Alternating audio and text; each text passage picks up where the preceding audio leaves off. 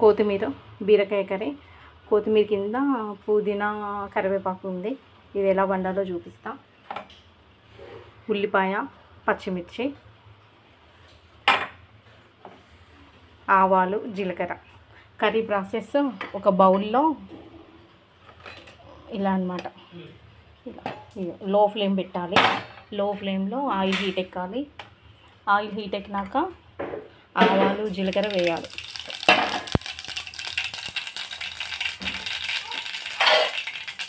వేగాలి.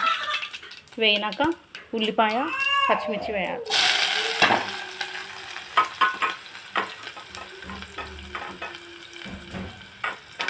వేగాలి. అది వేగినాక పసుపు వేయాలి.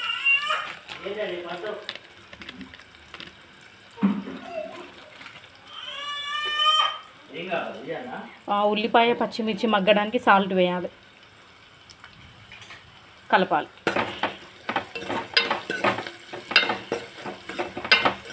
ఇలా అన్నమాట. ఇది వేగాలి, మగ్గాలి. ఇదిగోండి పుదీనా, కొత్తిమీర, కరివేపాకు వేయాలి. ఇలా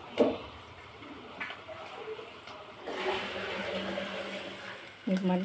ఇది లో ఫ్లేమ్లో మగ్గాలి. ఇది మగ్గే వరకు వెయిట్ చేద్దాం.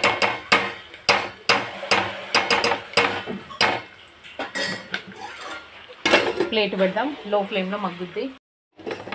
వేగింది, తాలింపు వేగింది. ఇదిగోండి. ఇప్పుడు ఇందులో బీరకాయ వేయాలి. మనం కట్ చేసి పెట్టిన బీరకాయ వేయాలి. ఇలా ఆ బీరకాయ ఎంత ఇందులో వేసేసి కలపాలి. ఇదిగోండి. ఇందులోనే కర్రీకి సరిపడే సాల్ట్ వేయాలి. ఇందులోనే కర్రీకి సరిపడే కారం వేయాలి.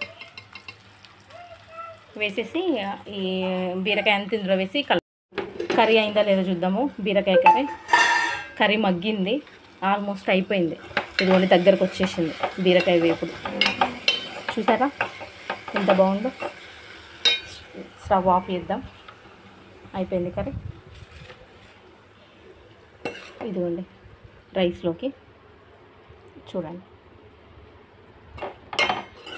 రైస్లోకి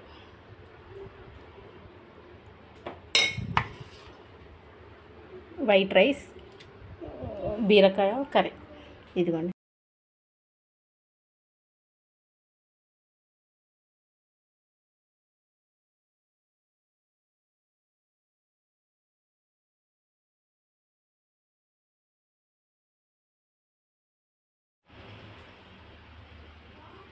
బీరకాయ కర్రీ, వైట్ రైస్. చూడండి కర్రీ చూసారా.